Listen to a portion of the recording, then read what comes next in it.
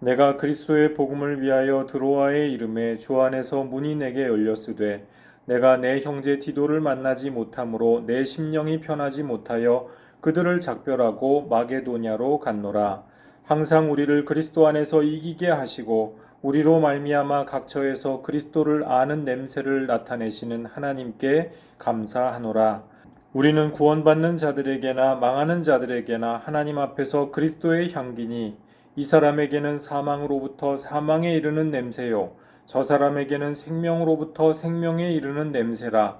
누가 이 일을 감당하리요? 우리는 수많은 사람들처럼 하나님의 말씀을 혼잡하게 하지 아니하고 곧 순전함으로 하나님께 받은 것 같이 하나님 앞에서와 그리스도 안에서 말하노라. 아멘. 지난주에 승리의 행진, 로마의 개선 장군과 그 행렬이 이렇게 승리의 냄새를 피우면서 개선을 한다라고 하는 그 말씀을 함께 나누었지요. 사도 바울은 이 로마의 승리주의적인 그러한 사고방식을 그대로 끌어다가 동시에 복음은 그와 같은 로마식 승리주의가 아니다 또는 로마식 성공주의가 아니다 라고 하는 것을 말씀을 하고 싶었습니다. 그러면서 이제 15절, 16절에서 이 부분에 대해서 조금 분위기가 전환되고 달라진 말씀을 합니다. 생명의 냄새라고 하는 주제를 가지고 좀 더 말씀을 하는데요. 이 말씀을 보면은 이것은 로마의 개선 장군 행렬에서는 느낄 수가 없는 얘기들입니다. 이것은 로마의 개선 장군의 이야기라기보다 출애굽기나 민수기에서 우리가 읽을 수가 있는 이스라엘 백성들이 제사를 드리면서 가는 그 행렬에 비유할 수가 있는 그와 같은 냄새라고 할 수가 있죠. 제사를 드리면서 구약 백성들이 출애굽하고 민수기에 이르는 그 세월 동안에 가나안에 정주하게 되는 그 순간까지 제사를 계속 드리면서 행진을 했겠죠. 그 행진하는 모든 기간 가운데 제사의 냄새가 온 땅에 가득히 퍼졌을 거라는 말입니다. 그런데 그 제사 냄새가 사실은 이스라엘 사람들, 히브리인들을 구원하고자 하는 냄새죠. 죄로부터 구원하고자 하는 냄새고 살리고자 하는 냄새였습니다. 또 하나님께 영광을 올려드리는 냄새죠. 하나님께서 흠양하기에 그 향기를 이렇게 마셔서 음미하시기에 부족함이 없는 그와 같은 제사를 드리도록 그 아주 자세히 정말 깨알같이 지시를 하시지 않습니까? 그 지시대로 순종하는 그 모습을 보시고 하나님이 흠양하실 만한 그 제사로서 거룩한 제사로서 받으신다고 하는 거예요. 근데 복음 선포를 하면서 나아가는 우리 그리스도인들, 사도 바울과 사도들과 그 모든 제자들을 필두로 하여서 오늘날 우리에게까지 이어지는 이 그리스도인의 행렬은요, 마치 구약 시대 그 제사를 드리면서 노예 상태에서 서서히 해방되어가는 그 하나님 백성의 행렬과도 같다는 것이에요. 어떻게 보면은 구약 시대의 그 행렬에 이어서 우리 신약 백성들이 그 행렬을 이제 바톤을 터치해서 또 이어가고 있다. 이렇게도 말씀드릴 수가 있겠죠. 그래서 복음 선포를 하면서 혹은 복음 전도를 하면서 우리가 이 세상 가운데서 그 뿜어내게 되는 우리의 기운 내지 향기 이런 것들은 하나님께서 받으시기에 향기롭다고 하는 것입니다. 하나님께서 흠양하실 만한 그와 같은 제사라고 하는 거예요. 첫 번째로는요, 이 하나님께 향기가 된다라고 하는 것은 먼저 희생제사의 냄새라고 하는 것. 제가 지금까지 말씀드린 바와 같이 출애굽기나 민수기에서 나온 것과 같은 그러한 그 하나님 백성들의 행진에 우리도 동참하게 되는 그 냄새라고 하는 것이죠. 희생제사는 우리의 죄를 대신 짊어지고 가는 희생양 혹은 속죄양이 있기에 가능하죠. 그 희생양 혹은 속죄 제물을 통하여서 모든 사람들이 다 살고자 하는 것이 바로 희생제사입니다. 그렇죠? 그런데 신약 시대에 와서 이 희생양 혹은 속죄 제물의 그 제사를 통하여서 드려지는 구약식 방식은요, 매번 새로 드려야 되잖아요. 그래서 히브리서 기자가 아주 명확하게 말씀하고 있다시피 이거는 불완전하고 모형과도 같은 제사였던 거예요. 근데 이 제사를 완전 무결하게 흠 없이 하나님을 위하여서 온전히 드린 그 제사 사건이 무엇입니까? 바로 예수님의 십자가 사건이죠. 대제사장이 되셔서 그 당신 스스로가 희생 제물이 되셔서 하나님께 드리는 완벽한 속죄 제사를 드렸습니다. 그리고 이 희생 제사에 우리 그리스도인들이 마치 레위인과도 같이 복음의 제사장으로서 대제사장 되시는 예수님을 따라서 제사를 거행하죠. 이것이 예배이기도 하고 또 우리가 이 세상에서 나아가서 그리스도인의 행렬의 일부로서 살아갈 때 또한 일어나게 되는 예배 사건이라고 말씀을 드릴 수가 있습니다. 그 가운데에서 희생 제사의 냄새가 난다는 거예요. 예수님을 통하여서 우리에게 주어지는 그 냄새가, 그 좋은 향내가 이 세상에도 뿜어져 나오게 된다고 하는 것이죠. 그 희생제사의 냄새가 무엇을 의미하느냐? 바로 생명을 살리고자 하는 사건이라는 것입니다. 하나님께서 이 세상에 독생자를 보내신 까닭은 세상을 심판하려 하심이 아니라 많은 생명들을 구하기 위해서였죠. 우리를 구원하시기 위해서, 우리의 죄를 구원하시기 위해서 당신의 독생자를 이 세상에 죄악된 세상으로 내어주신 사건, 그것이 바로 십자가 사건 아니겠어요? 이 사건은요, 하나님이 보시기에 사람들의 반응이 어떠했던 것과는 상관없이 그 자체로서 하나님이 기뻐하시는 향내라고 하는 것입니다. 예수님의 십자가 사건이 그 자체로서 하나님이 마음속에 깊이 품으시는 가장 깊이 품으시는 그 사건이에요. 그래서 십자가에서 성소의 휘장이 쫙 갈라지지 않았습니까? 그 하나님 아버지가 독생자의 그 죽음의 그 사건을 보고서 마음이 글자 그대로 찢어지시는 것 아니겠어요? 근데 그 사건을 통하여서 많은 사람들을 살릴 수가 있고 많은 사람들을 돌아오게 할 수가 있기 때문에, 그러한 길이 될 것이기 때문에 하나님께서 십자가 사건은 하나님 보시기에 기뻐하시는 그 향내나는 제사와도 같은 사건이다 라고 하는 것입니다. 그래서 우리가 말씀을 전할 때 복음을 선포하고 복음이 전도되는 그 자리는요, 효과가 인간이 볼 때는 아무런 효과가 없는 것 같은 자리일지라도 그 자리에서 하나님의 영광이 나타나고 하나님이 기뻐 받으실 만한 제사와도 같다고 하는 것입니다.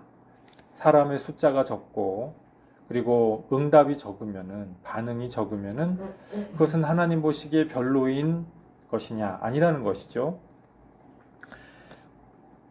이 복음 선포의 냄새 자체가 하나님께 향기가 되기 때문에 그 복음 선포 사건이 일어나는 그 자리에 하나님께 올려드리는 희생제사가 드려지고 있는 그러한 상황이라는 것입니다. 말씀에 삼중양태라고 하는 이야기가 있습니다. 말씀의 본체는 우선 예수님이시죠. 그리고 말씀이 집약되어 있는 또 하나의 매개체가 있습니다. 그게 뭐겠습니까? 우리 성경이죠. 성경이고, 세 번째로 우리에게 전해지는, 우리에게 그 복음이 선포되고 증거되는 또 하나의 매개가 있습니다. 그것이 무엇입니까? 바로 복음 선포하는 이 설교 시간이라는 것입니다. 또 설교뿐만이 아니라 이제 우리가 전통이라고 이야기하는, 우리가 무디 선생님이라든지 웨슬레 선생님이라든지 이런 그 믿음의 선진들의 이야기를 듣지 않습니까? 또 우리도 알게 모르게 그러한 선진들이 앞서가신 발자취를 따라서 우리가 이 교회에 이 전통이 스며들어 있어요. 이 모든 것들이 또한 말씀이 증거되고 전하여지는 매개가 된다고 하는 것이죠. 그래서 말씀의 삼중양태라고 하는 것이 있는데 계시 사건이 그 가운데서 나타난다라고 하는 것입니다. 그러니까 우리가 당장 눈앞에서 뭐가 보이지 않는다고 해서 하나님이 아무런 사건을 나타내시지 않고 있느냐? 아니라는 거예요. 예수 그리스도 사건을 올바르게 증거하는 그 강단에서는 하나님의 계시 사건 혹은 하나님께서 희생 제사로서 흠양하시는 그 향기로운 제사처럼 하나님이 여기시는 그 일들이 지금 일어나고 있다. 그 말씀입니다. 자, 계시 사건에 대해서 제가 말씀을 드렸는데 이게 14절에 보면은 2장 14절에 보면은요. 우리로 말미암아 각처에서 그리스도를 아는 냄새를 나타내시는 하나님께 감사하노라. 냄새를 나타내신다 했어요. 주체는 하나님이시죠. 설교자가 말씀을 선포합니다. 그러면 그 설교자가 계시자가 되는 것이 아니고요. 그런 뜻의 어떤 말씀의 삼중양태를 이야기하는 것이 아니라 설교자는 말씀을 믿음으로 선포하는 거예요. 최선을 다해서 열심을 다해서 선포를 하는데 그것을 통하여서 그 가운데에서 하나님의 계시 사건을 나타내시는 이는 하나님 당신 자신이라는 것입니다. 성령이 활동하시고요. 예수님이 그 가운데서 우리 가운데 나타나시고요. 그리고 성령 안에서 우리에게 감동 감화가 있어서 우리도 모르는 사이에 하나님께서 우리 가운데서 계시 사건을 나타내신다라고 하는 것입니다. 설교자들 혹은 우리 그리스도인들이 말씀을 전하고 들을 때 우리가 오해하고 또 착각하기 쉬운 것이 있습니다. 내가 하나님께 어떤 대단한 감격을 느껴야만 하나님의 말씀이 나한테 전해졌다고 착각하는 거예요. 그렇지 않습니다.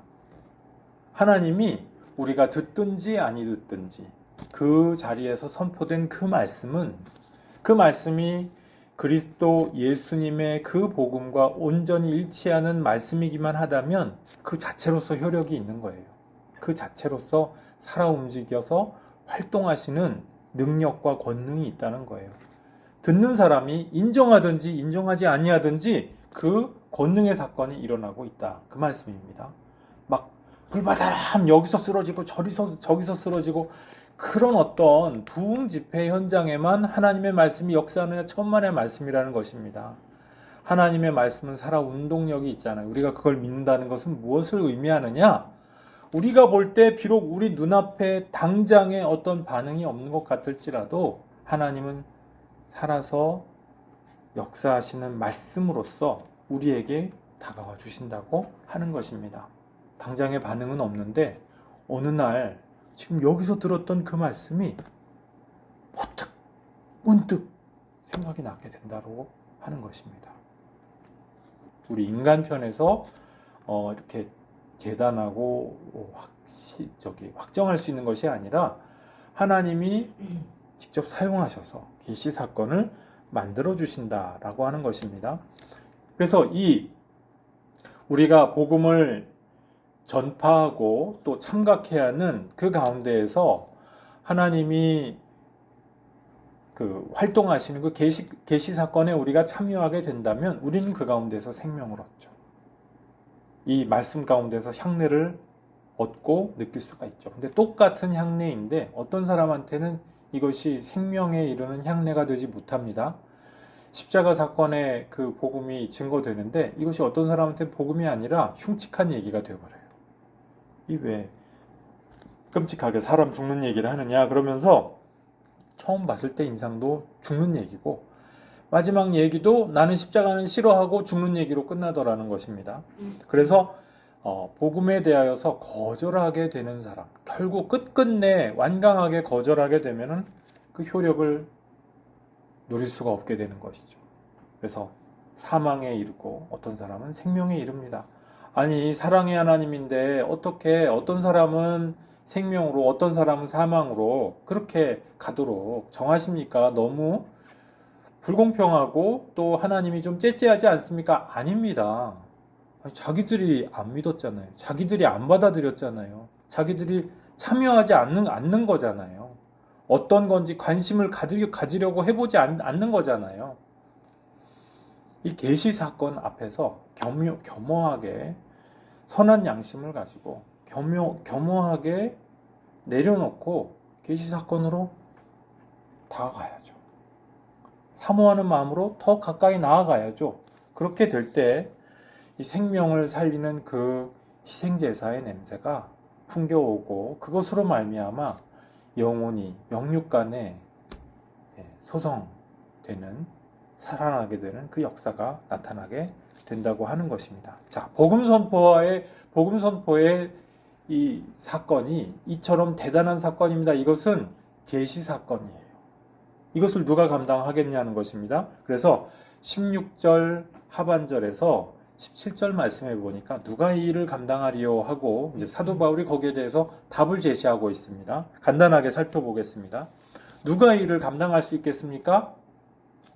이 질문은요, 그 자체가 벌써 인간의 능력이나 도덕이나 재주 갖고는 이거는 아무도 감당할 수 없다라고 하는 것을 내포하는 물음이죠. 누가 감당할 수 있겠니? 이런 계시 사건을 누가 감히 감당할 수 있겠니? 아무도 할 수 없다는 그 소리입니다. 그죠? 그러면서 이제 사도 바울이 제시하는 그 계시 사건의 전달자로서 하나님 말씀을 맡은 자로서 사도직에 합당한 사람이 과연 누구냐에 대해서 5가지 정도로 사도 바울이 말씀을 하고 있습니다.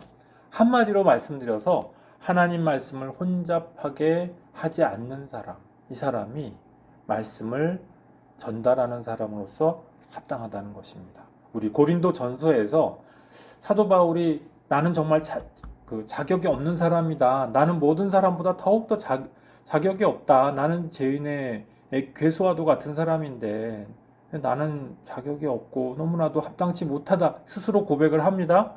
바울의 대적자들이 어떻게 하겠습니까? 옳다고 나고 그걸 탁 집어가지고 그 말꼬투리를 탁 집어가지고 너 복음의 전도자로서 자격이 없지 않니? 너 몸도 약하지? 너 스스로도 약한 거를 너도 알잖니? 네가 무슨 자격이 있어? 이제 약한 거부터 시작을 해가지고 너 옛날에 사람 죽여봤지? 뭐 이런 얘기부터 하나하나 끄집어내면서 이제 바울을 인신공격하려고 했다라고 하는 것이죠. 근데 이제 사도 바울이 자격이 없다라고 하는 것은 사실은 모든 사람에게 동일하게 해당되어야 하는 그 말씀이죠. 자, 여기서 우리가 혼잡케 한다는 이 말씀에 대해서 조금 그 원문의 뜻에 비추어서 생각을 해볼 필요가 있습니다. 카펠리온테스라고 하는 이 원문상 말이 쓰였는데요. 이게 신약 성경에서 여기 딱 한 번 나오는 말입니다. 카펠리온테스, 반드시 사전을 찾아봐야 될 말이겠죠. 이게 무슨 말이냐면은 우리 이 개역 성경에서는 혼잡케 한다 이 뜻으로 옮겼는데요. 이게 이제 킹 제임스 성경이나 또 불가타 성경이나 루터 성경이나 1514년 루터 성경이나 이제 이런 옛날 성경들은 이렇게 혼잡케 한다 라는 뜻으로 옮겼습니다. 다 그렇게 이해를 했다는 것이죠. 그런데 카펠리온테스 혹은 카펠리오라고 하는 이 동사에 대해서 좀 더 사례를 더 모아보고 더 연구를 해보니까 이게 혼잡케 한다는 거 가지고는 설명이 안 되는 부분이 있더라는 거예요. 이제 우선 카펠리오가 왜 아니냐? 뒤에도 카펠리오가 아니고서도 그 뜻을 말씀하는 것이 있기 때문에 우선 아닌 것 같고요. 그리고 카펠리오라는 이 말이 뭐냐면은 거래를 한다는 말입니다. 근데 어떤 거래를 얘기하느냐? 우리 왜 그 소매상, 보따리 장수 뭐 이런 느낌 있지 않습니까? 그런데 우리 소매상이나 보따리 장수가 좀 이렇게 정직하게 거래하지 않을 때 이때 쓰는 말이 바로 카펠리오라고 하는 그 말이라는 것이죠. 사실은 100원이면 사는 거를 갖다가 한 500원쯤 부르고서 막 흥정을 하려고 하지 않아요. 그래서 100원에 팔아야 되는 거를 한 350원쯤에 파는 거죠. 500원쯤에 부르고서 이거 아직 250원에 팔라고 이게 무슨 그 정도 나 그렇게 하면 굶어 죽는다고 이제 이런 식으로 하면서 흥정을 하잖아요. 그 흥정을 얘기하는 거예요. 이런 흥정뿐만이 아니라 또 어떤 것이 있겠습니까? 우리 약장수 있죠. 우리 약장수 하면 뭐가 생각납니까? 가짜 약을 막 만병통치약으로 막 뿌리면서 가격도 막 엄청 비싸게 부르고 이런 거 생각나지 않습니까? 사실은 아무 효과도 없는데 막 바르는 연고 하나인데 이것만 바르면은 모든 뭐 피부병도 낫고 다리가 잘린 사람 막 3살이 돋고 막 이런 거 이제 그 약장수지시죠. 카페인 리온테스가 이제 그런 것을 이야기한다라고 하는 것입니다. 이 우리 뭐 정상적인 상공인의 활동을 하는 것이 카페인 리온테스가 아니고요. 막 포도주를 파는 사람이 포도주에 물 타고 이사야서에 보면 그런 구절이 있거든요. 이제 그런 거 얘기하는 겁니다. 또 로마 시대에 돈을 악화가 양화를 구축한다는 그런 현상이 있었죠. 은화가 있는데 은전이 이제 로마 시대 동전이었는데 은전이 100% 은으로 하면 너무 비싸잖아요. 너무 비싸고 귀하니까 이제 이 동전 만드는 사람들이 거기다가 저기 은하고 비중이 똑같은 다른 금속을 섞는 거죠. 그 나중에는 점점 이제 그 비중이 은보다 그 문제의 그 금속이 더 많아지게 된 거예요. 그래서 나중에는 사람들이 다 진짜 은하는 꼭꼭 숨겨요. 그리고 가짜 은하만 세상에 돌아다니게 됐다. 그래서 악화가 양화를 구축한다. 쫓아내버린다. 그 얘기죠. 그런 사건이 바로 이 카펠 유온테스하고도 좀 관계가 있는 이야기죠. 수많은 사람들이 이렇게 악화가 양화를 구축하듯이 마치 포도주에 물 타듯이 그렇게 하면 안 되는 일을 하면서 넓은 길을 택합니다. 하나님의 복음을 증거한다고 하면서 다른 불순물을 섞죠. 그리고 그것을 가지고 자기 이득을 취하고자 합니다. 사람들의 환심을 얻고자 합니다. 내가 이 이득을 얻으려면 사람들에게 환심도 얻어야 되고 하기 때문에 원래 복음이 복음이 증거되어야 하는 그 내용을 전하지 않습니다. 회개에 대해서 증거해야 되는데 회개에 대해서 얘기하지 않고 죄 이야기하면 기분 나빠하잖아요. 그러니까 죄 이야기하지 않고 성경에서는 분명히 고난에 대해서 얘기하죠. 고난에 대해서 얘기하고 여러 가지 시련과 아픔과 뭐 이런 거에 대해서 얘기하는데 얘기하지 않아요. 왜? 시련과 아픔과 고난에 대해서 얘기하면 사람들이 다 싫어하거든. 십자가의 길은 누구나 싫어합니다. 그러니까 달콤한 번영과 성공에 대해서 이야기하기 좋아하죠. 악화가 양화를 구축하는 현상이 교회에서도 나타나게 된다라고 하는 것입니다. 고린도 교회에서 어땠습니까? 있어 보이는 사람들, 화려하게 뭔가 있어 보이는 사람들한테 사람들의 이목과 관심이 집중되게 만드는 그와 같은 그 성공주의 복음, 묘한 혼합주의가 판을 치고 있었죠. 그래서 마치 내가 뭔가 하나님 말씀을 증거하면은 내가 뭔가 반신이 된 것과 같은 그런 으쓱한 기분이 들어가지고 심지어는 예수의 이름조차 나에게 필요 없는 것처럼 그렇게 착각하는 일부 전도자들이 존재했다는 거예요. 자, 그리고 그와 같은 이제 좀 잘못된 복음 전도자들이 또 좋아하는 것이 뭐냐면 연줄이죠. 내가 사도 아무개를 알아. 내가 사도 아무개한테 직접 이런 말을 들었어. 이런 걸 강조하기를 좋아합니다. 그래서 문제의 이 혼합주의적인 유대 전도자들이 아마도 예루살렘에서 사도들과의 인맥을 자랑하면서 내가 사도들의 말을 이렇게 증거하고 전해주는 사람이야. 이런 걸 자랑하면서 사도 바울을 궁지에 몰아넣었을 것으로 그렇게 짐작이 돼요. 그래서 이게 문제라는 것이죠. 그러면은 우리 하나님의 말씀을 혼잡케 한다. 그 말씀이 틀렸느냐? 우리 번역이 틀린 것은 아닙니다. 그 의미 가운데 분명히 중요한 부분으로 있는 것이죠. 2차적인 의미로서 있는 것인데 불가타 역에 보면은 아둘테란테스라고 하는 동사를 씁니다. 아둘테란테스라고 하는 이것이요. 우리 영어에서 좀 들어본 이야기죠. 어덜터리 하면은 간음이잖아요. 간음하게 만든다는 문자적으로 그 말이거든요. 근데 그것이 이제 의미상으로 보면은 퇴화시킨다, 뭐 열등하게 만든다, 이제 이런 의미가 되는 것인데, 아둘테란테스에 관한 또 이제 이 중세 설교자들의 흥미로운 주석이 있습니다. 이것도 참 저는 보면서 굉장히 은혜를 받았는데요.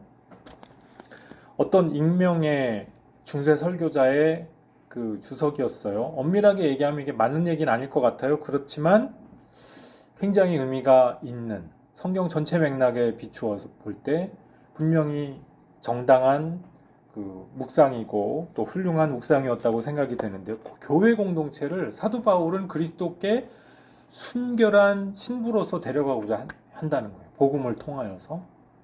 그런데 이 아둘테란테스 하는 문제의 사람들, 어덜터리를 하게 만드는 사람들은 어떤 사람들입니까?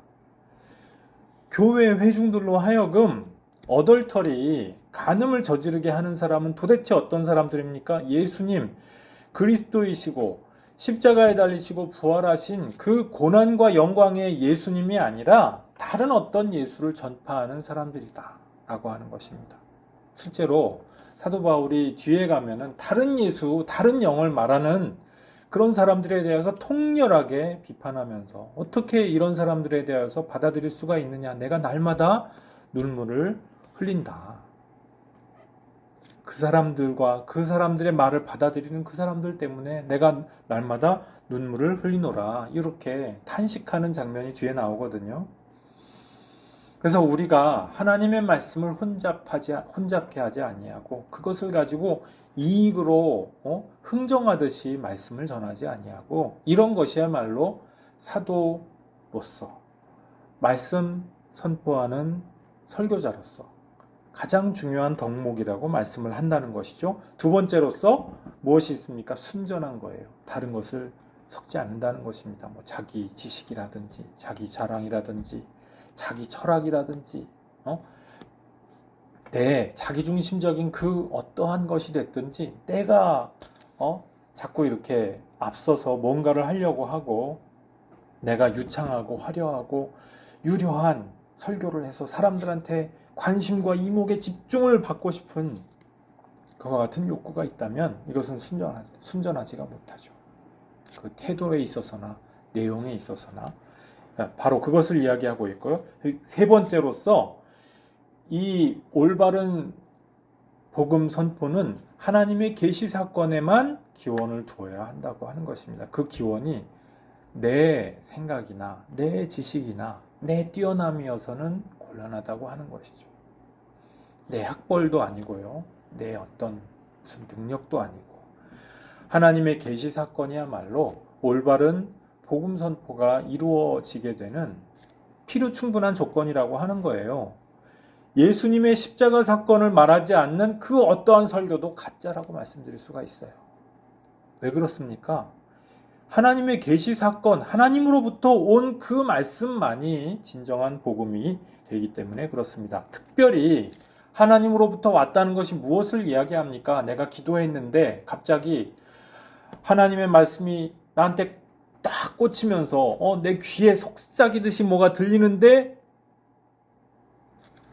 그러면서 이제 자기의 스토리를 막 풀어놓는 말씀이 아니라 자기 스토리가 거기서부터 막 나오는 무엇이라면 그것은 가짜라는 거예요.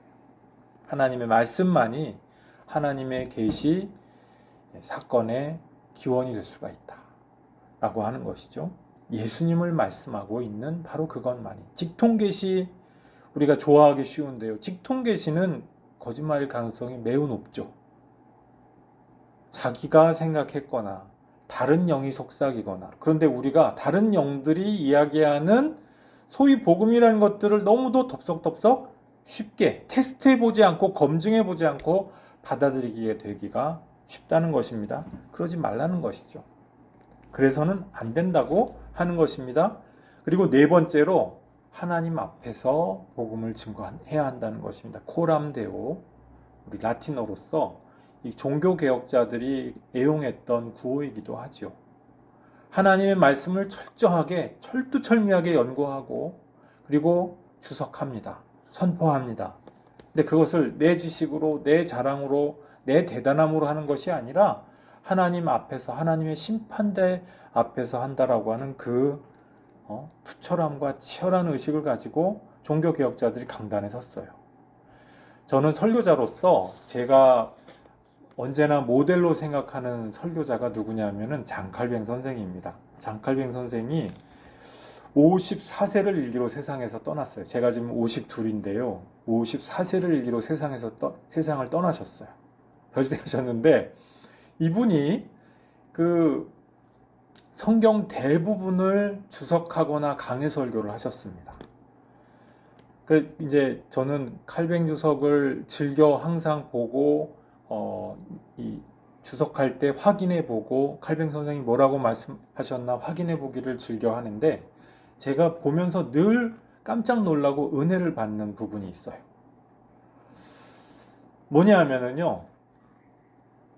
특히 이제 구약 부분이 특히 그런데 이 구약의 뭐 예레미야서라든지 생애 이제 마지막 뭐 에스겔서라든지 읽어보면은 정말 어렵습니다. 구약 주석이 막 히브리어 뭐 라틴어 막 그냥 그대로 있는 그 자리에서 바로바로 인용하면서 라틴어 헬라어 막 튀어나오고 그런데 그것을 강해 설교를 하셨다는 거예요.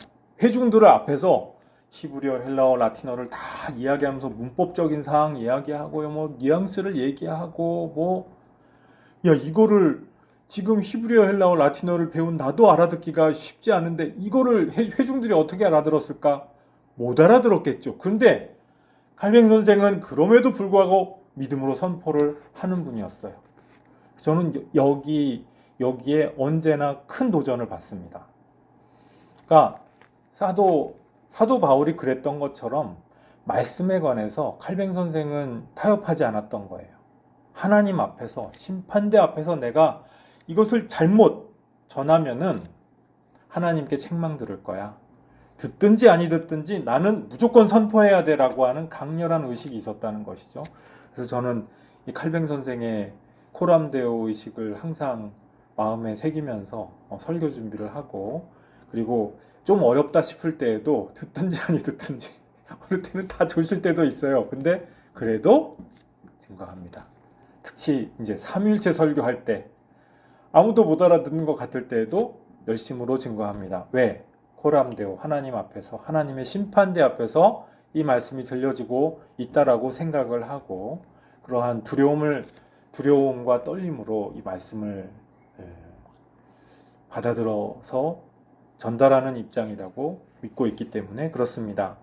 자, 그리고 다섯 번째로 또 이 올바른 복음 선포자의 덕목, 특징 무엇입니까? 사도 바울이 말씀하기를 그리스도 안에서 전해야 된다는 것입니다. 그리스도 안에 속해 있다는 것이죠. 소속이 무엇이냐는 것입니다. 나한테 속해서 내가 복음을 전하는 사람이냐 아니면은 하나님의 복음, 그리스도의 복음을 전하는 사람이냐 이 차이는 지금 우리 눈앞에서 볼 때는 별거 아닐 것 같은데 굉장히 커다랗다라고 하는 것이죠. 어떤 예수를 증거하느냐 성공과 세력과 그리고 부흥의 그리스도를 전하느냐 부흥 자체가 나쁜 것은 아닙니다. 교회가 커지고 많은 교인들이 함께 연대하고 얼마나 좋습니까? 그런데 그거 자체가 목적은 아니잖아요.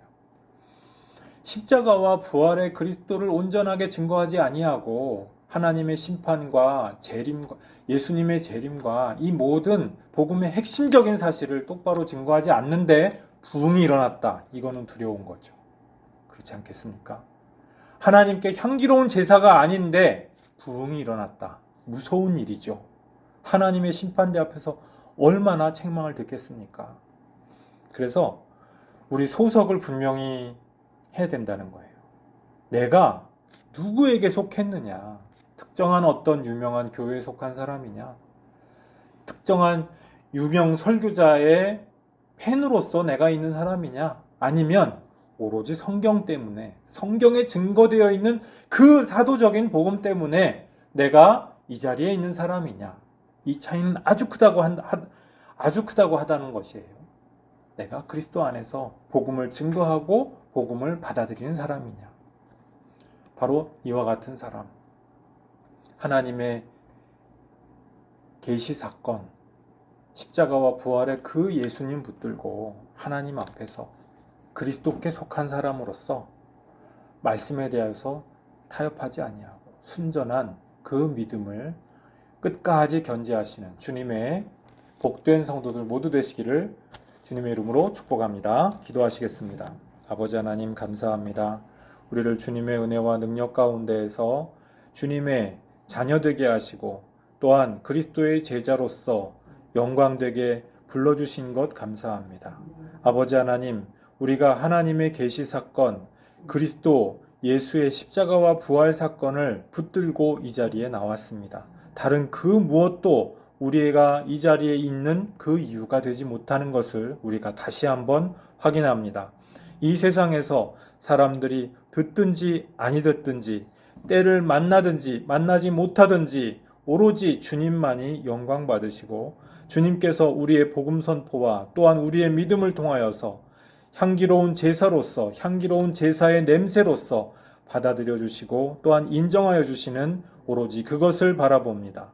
주님, 그것을 통하여서 주님께서 원하신다면 사람들 가운데서 이 향기가 또한 널리 퍼져나가게 하실 줄도 믿습니다. 주님, 우리를 사용하여 주시고 우리 가운데에서 약속된 영광된 계시 사건이 나타나게 될 수 있도록 은혜 내려주시고 함께하여 주시옵소서. 감사드리옵고 예수님 이름으로 기도드리옵나이다. 아멘.